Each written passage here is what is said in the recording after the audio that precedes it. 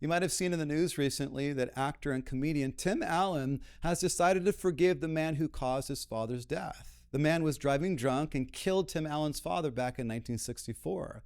Tim Allen has held on to anger toward that man all of this time. But Tim Allen said after watching Charlie Kirk's widow, Erica Kirk, forgive the man who murdered her husband, well, Tim Allen was inspired to forgive this drunk driver.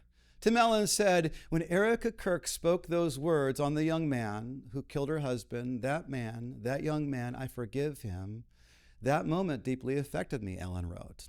And it's true, her forgiving this man was extraordinary. And we're praying for the Kirk family as they are still dealing with a lot of grief and hurt, which they won't be able to forget what was done to them, even though she chooses to forgive. For 60 years, Tim Allen could not forgive that man, and I'm sure that he still can't forget what was done to his father or his family. Like Erica Kirk, probably not going to be able to forget what was done to her and her family, but she does choose to forgive.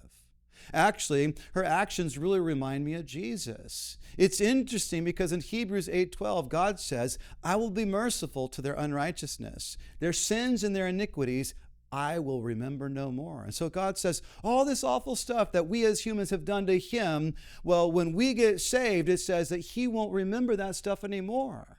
Now, what does iniquity mean? It means twistedness.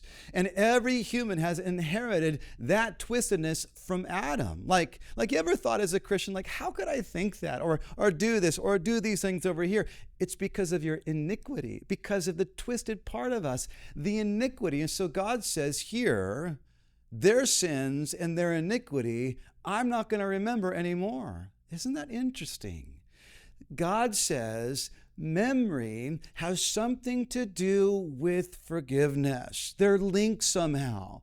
You know, people will say, well, I'll forgive them, but I'll never forget. And I think that that's actually reasonable because it's unreasonable to ask us to forget those awful things that people have done to us.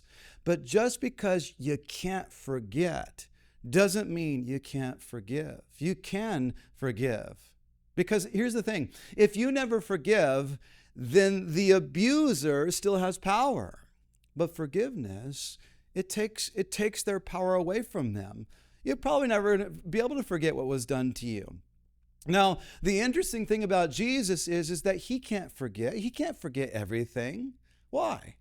He's omniscient, meaning he's all-knowing. He knows everything all at once. And if he knows everything all at once, how could he forget? Well, I think that the wording here is actually remarkable and wonderful. God says, I will remember no more. I will remember no more. He can't forget, but he can choose not to remember. We can't choose not to remember. Our humanness, that's it. I'm never going to think about that thing again. Actually, the more that you say that, the more what? You think about that thing. That's just our human frailty. That's our human dilemma.